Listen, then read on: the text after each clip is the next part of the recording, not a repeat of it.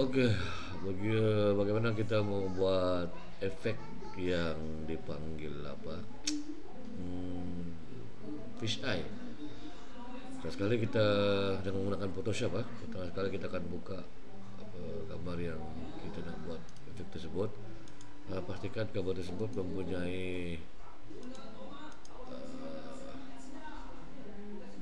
bahagia antara langit dan bumi supaya kita lebih memudahkan untuk memperlihatkan efek tersebut.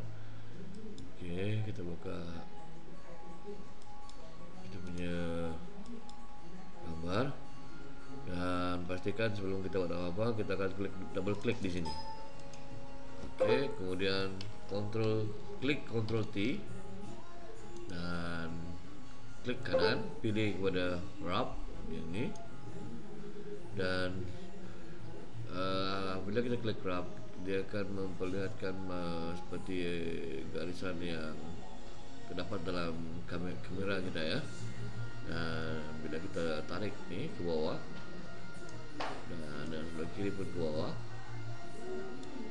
maka efek yang seperti yang dibuat oleh lens dapat dilihat oleh lens fish eye akan dapat kita buat di sini ya. Okey, ini kalau kita tarik ni, ini kita tarik ke atas dan kita klik enter. Okey, ini perbezaannya ialah ini dan